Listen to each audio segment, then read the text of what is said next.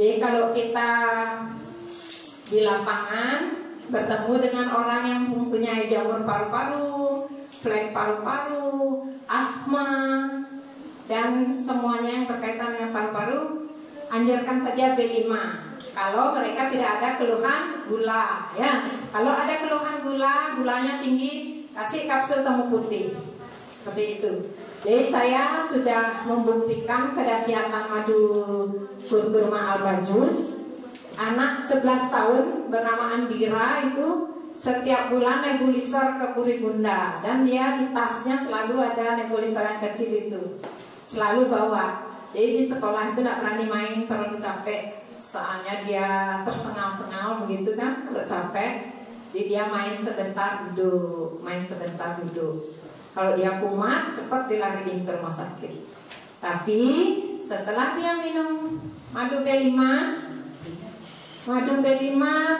karena dia sekolah siangnya, dia minum 2 kali 1 sendok makan, 2 kali 1 sendok makan. Malamnya dia sama pagi dikasih ibunya minum santon 1 sloki. 1 sloki pagi, 1 sloki mau tidur. Madunya juga seperti itu, 1 sendok makan, 1 sendok makan.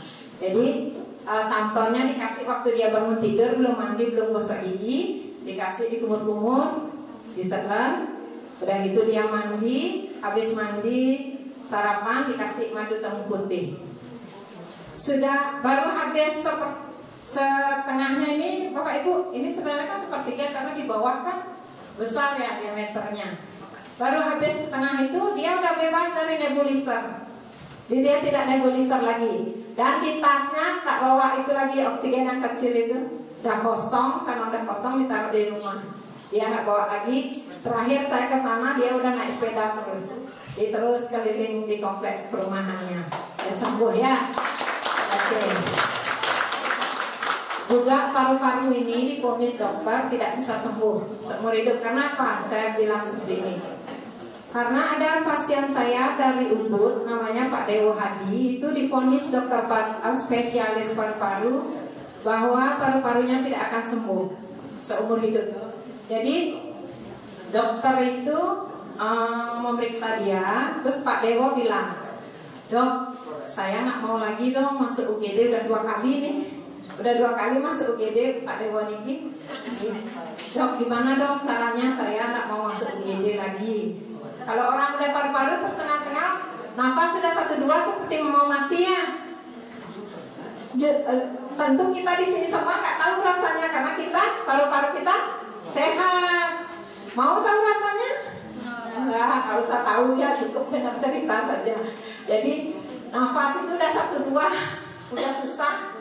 Jadi dia bilang, "Dok, gimana dong? Saya mau sembuh, berapapun saya mau bayar." Padahal dia nggak kaya loh, dia bukan orang kaya. Beliau ini seorang pelukis di Ubud. Jadi dokter bilang, "Udahlah Pak, Bapak sekarang masih bisa ngobrol sama saya aja, udah syukur. Saya ini loh spesialis paru-paru," kata dokternya. "Saya juga punya penyakit paru-paru," kata dokternya gitu. "Dan tidak akan bisa sembuh."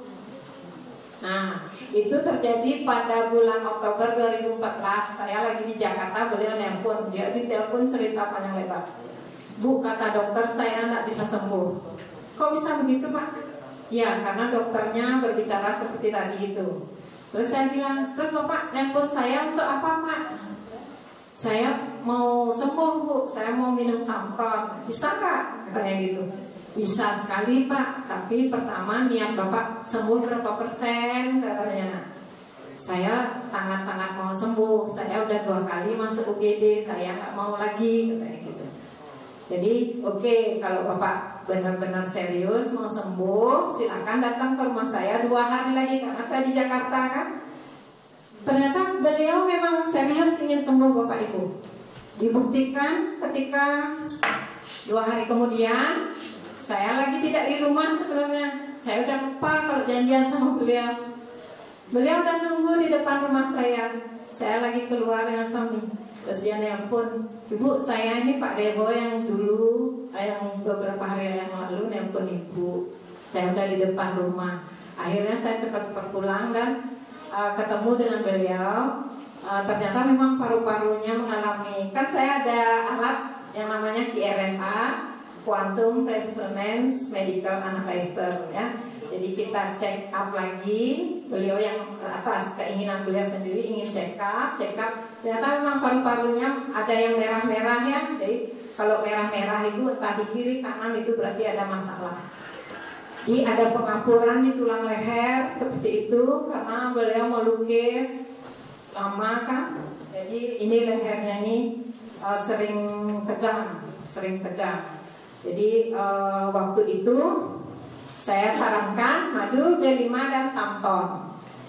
Dan apa yang terjadi Bapak Ibu, 21 hari beliau minum secara teratur. Kalau dewasa ya Bapak Ibu ya, dewasa 3 kali 2 sloki sehari. Madunya itu boleh 2 sampai 3 sendok makan, jadi 3 kali sehari. Madunya ini. Kalau mau 2 sendok makan boleh, mau 3 sendok makan boleh. Karena dia encer Bapak Ibu, nggak kental. Jadi minum itu. Sekarang beliau sudah sembuh, sudah sehat. Cuma saya nggak bisa hadir di sini ya Bapak Ibu ya. Ya.